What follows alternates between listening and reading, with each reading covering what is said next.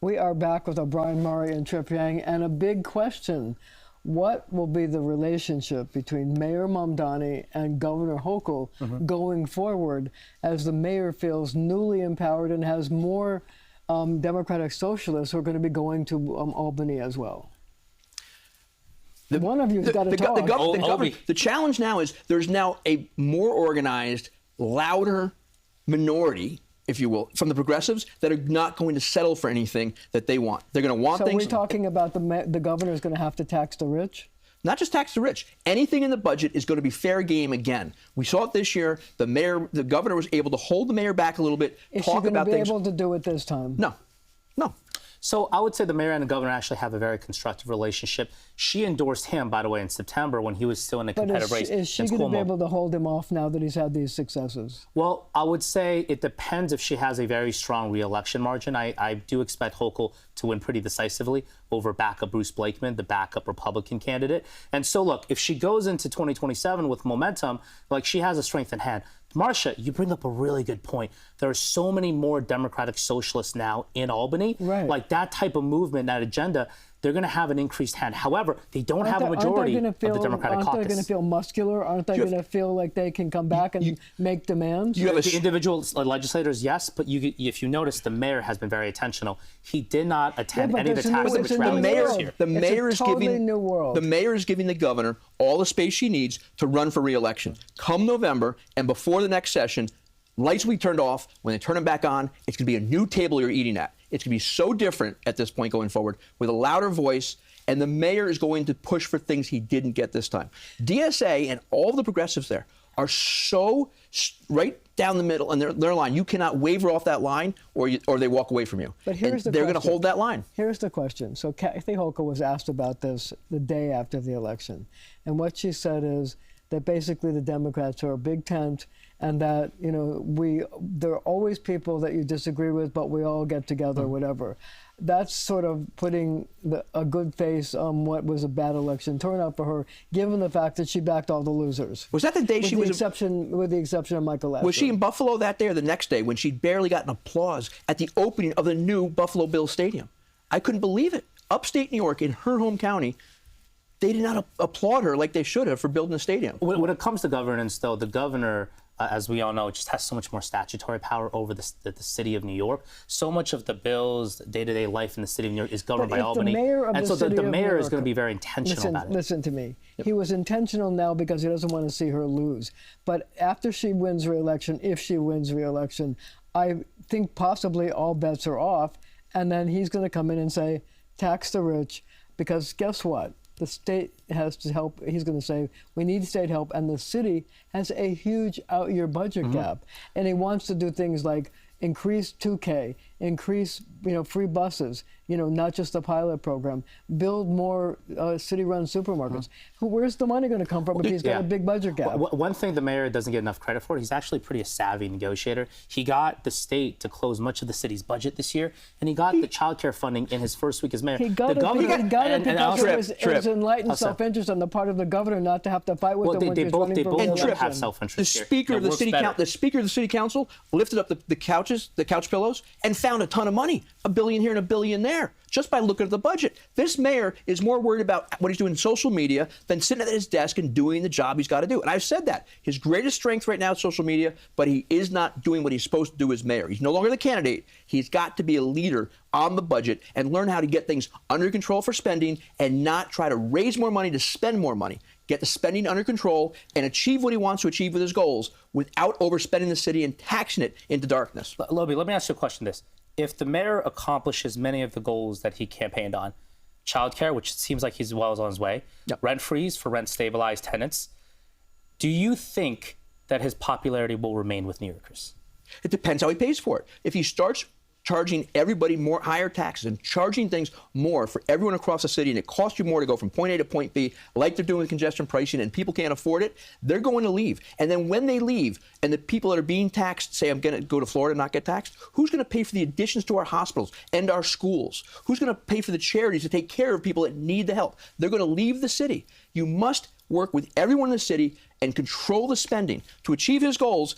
If he only spends it and doesn't cut it, it's not going to be good for the city. It is very common for folks to underestimate the youth of the mayor, but so far how he's handled his relationship with President Trump, Governor Hochul, and also with the Assembly Speaker Carl Heastie has been very exemplary. And so I give him credit for What's that. the Speaker going to do with these new progressives and DSA in his caucus? That's going to be interesting. The Speaker had the majority of the Assembly caucus is mainline Democrats. Carl Heastie's position as Speaker is not threatened at all. It's not a question of him, but there's going to be louder people who are going to disagree with him. That comes with the territory. And you've got new leadership in the Senate, too, right now. You've got Cousins staying, but her number 2, with Gianaris leaving. That's going to be interesting, too, what happens. Mamdani did not endorse against any sitting state legislator. That was clearly not the state leaders. Here's the question.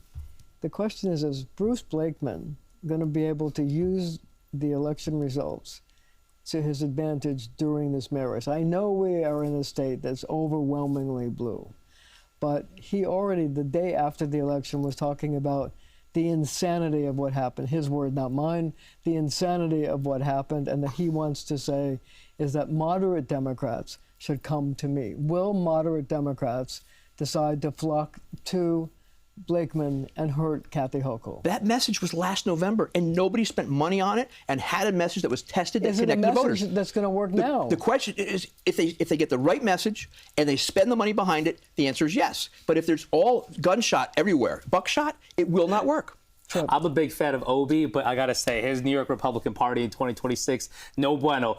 Their first choice, Elise Stefanik, their other option, Mike Lawler, all of them would have been better candidates than backup Bruce Blakeman. Respect, and Marcia, you hit the nail on the head. Why do you keep calling him backup Bruce Blakeman? Because he was the secondary pick of the Republican Party in New York. Didn't you guys want Stefanik? But that's because you thought, but Elise was the #1 candidate. But did you ever really think that she was going to run?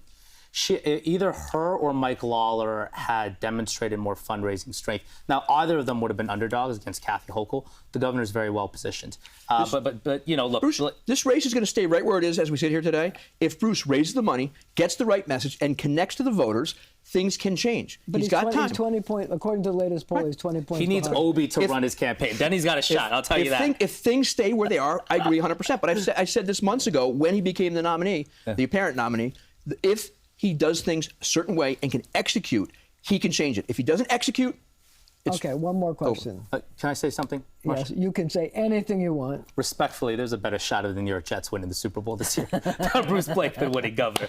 No offense, okay. You're not getting Jet voters now either. You realize that. Watch out for that one, Trip. So here's my last question. So on election night, I forget which election. I had Scotch and cigars election night. Is that what you were going to ask me? No. Oh. Somebody said there was a picture of Chuck Schumer that came up on the screen, and the DSA people started screaming, "You're next." So the question I have for you is this. Are long-serving people like Chuck Schumer, who's been in the Senate 27 years, and Hakeem Jeffries, who's been in Congress 17 years, are they vulnerable given what happened on this couch? I said this over a year ago. Lame duck Chuck. He's not running again. He's done. That's it. It will be an open seat for the U.S. Senate going forward at this point. Chip, you agree with that? Right now, the Democratic energy is that they want to see leaders. It's not just an age thing because Bernie Sanders is very popular, but they want to see their leaders stand up to Trump. I think Chuck Schumer has had an exemplary Senate record. If the Democrats win the U.S. Senate, which there's a shot, it'll absolutely build to his legacy. But in terms of like his relationship to the voters, I think that remains an open question right now. The U.S. Senate being led by somebody from Brooklyn, and the Speaker of the House being from Brooklyn as well. Brooklyn's the world. Brooklyn's great, but that will not go over when you cross the Hudson River. That will not go over well. And Chuck Schumer is a smart man. He's very political. Is he running again? No, he's not. And he's going to remember Harry Reid when he chose not to run for majority leader. He decided when Durbin was on the plane flying back to Chicago, he told Schumer. Schumer lined up the votes. By the time Durbin landed, it was done. So Schumer will pick his successor. He doesn't seem to be fundraising much for his own campaign committee. Sometimes that's a tell. But you know, I'll let the senators' words speak for themselves. There will be a very contested Democratic primary for Senate. All right, one more question. So do the Democrats have a chance of flipping the House come November? Absolutely. Hakeem Jeffries is going to be next speaker. Bet on it. History test. I agree with you. The Senate, not so. But the House. You're agreeing with him? I've said I believe that the House will be lost by the Republicans as we sit here today. Even though are you a Democrat now? Come on over to the party. The water's warm. I call it the way I say it. And I've been saying that. I've said that for quite a while. Even though the Republicans now see a light at the end of the tunnel by saying the communists are taking over the country? You can't beat somebody with nobody. Whoever the opponents are right now is basically set across the country. If it's not set, there's primaries, and it's already limited who's going to be in those primaries. So you will find out very quickly what are the competitive races going forward, who has the right candidate, who's going to raise the money in the districts that can be won. Is Mike Lawler going to win? I don't think so right now, given history, but you don't count Michael out. Mike Lawler is probably the most I say this as a lifelong Democrat. Lawler is the most talented Republican in the entire New York State delegation. That being said, it is a rough year, not because of Lawler or anything. It's because Donald Trump's approval rating is so low right now. It's that district. Now, I've said if JC was here, he'd be shocked because he knows Lawler and I have a history of not getting along too well sometimes. And Michael and I laugh about it and stuff, and I respect him as a congressman, no question. I call it the way I see it. He's got the toughest race in the country right now. It could be the most expensive race in the country. Is he going to win? I don't see it right now. I think when things turn, when you start seeing where his district can go, he's got some brilliant political ideas. He's got a message. He's a fighter. He works hard. Kathy Hochul has to run strong in that district for him to lose. And right now, she's not real popular in his district. And that's where Blakeman can make a difference in these races. He can make a difference in congressional races, state Senate races, and even some state assembly races across the state. And Long Island especially, Kathy Hochul is going to do terrible in Nassau and Suffolk County. But can Blakeman make a difference in the two House races? Laura Gillen, who won by like 14 votes or something the last time, and Swazi, can he make a difference to cause Democrats to lose 2 seats in Long Island? He has to really overperform. He has to run the way, respectfully, the Republican nominee in 2022 did. Like that was an overperformance on the Republican side. That being said, Tom Swazi has his own brand in Nassau County. Tom, I believe, is well positioned no matter what. What about Laura Gillen? Look, I would give her the slight favor just because there are more Democrats there, and Trump is the overriding, unpopularity in all parts of New York State. But look, if Blakeman runs a better campaign than expected, maybe the margins get impacted a little bit. You never bet against Joe Cairo. Chairman Cairo, you never know what he's going to pull in Nassau County. He's been great. He's been great. You don't bet against Tom Swazi in Nassau County. That guy knows how to win. Or Jay Jacobs out there. But I'm just telling you, that's Jay knows Nassau as well. Stay tuned. On that note of semi-agreement, thank you both for coming, and thank you at home for joining us as well.